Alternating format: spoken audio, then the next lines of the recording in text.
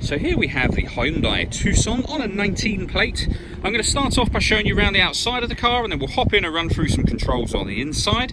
But from the outside you can see it's a 5-door car with alloy wheels and tinted windows.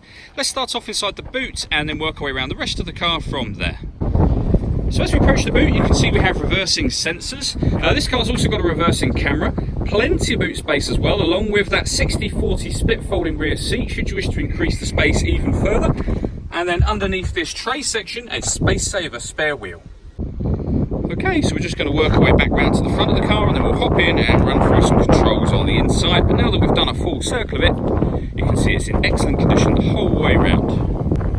Just briefly before we climb in, I think it's well worth seeing the interior from this exterior point of view. You get full leather seats. The driver's seat is electronically adjustable.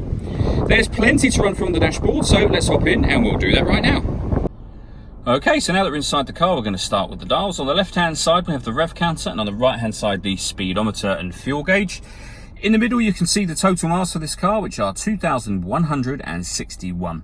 The information displayed above that, which is currently a digital readout for the speedometer, can be changed using controls on the steering wheel for various different bits of trip computer information, and there are then other menus available to you as well. So satellite navigation, vehicle systems, user settings, and then back round to the beginning again.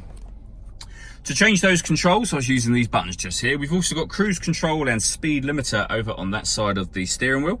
And on the left-hand side, we have stereo controls through the middle, the ability to answer and end phone calls, and we have voice activation for the phone. So hit that button, ask it to dial anyone in your contacts list, and it will do that for you without you having to take your phone from your bag or pocket. That is, of course, once you paired the phone up, and that is done over on the central touchscreen just here.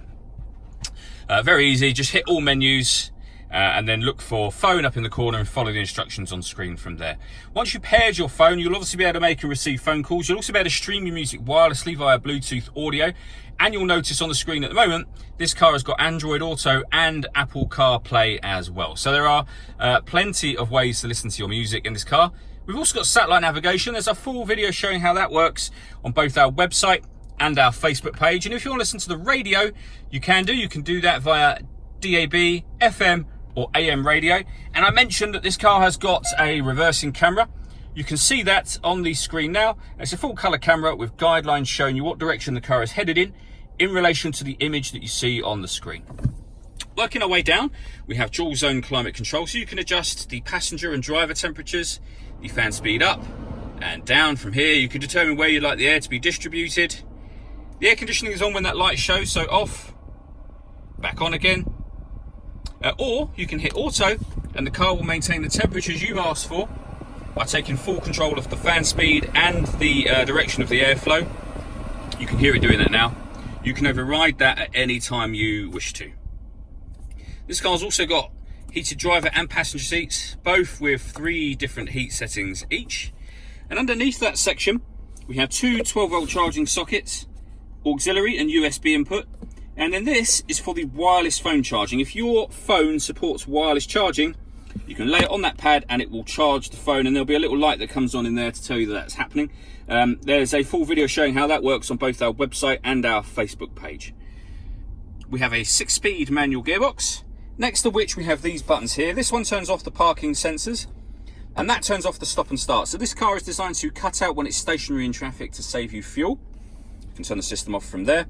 And then these two, I'll show you up on the main screen. You can turn on the downhill brake control, or off again, and you can turn the car steering mode from sport to normal. All that leaves me to say is thank you for taking the time to watch this video. If you'd like to come and see the car in person and have a test drive, please feel free to call any of our MJA sites. We'd love to hear from you soon.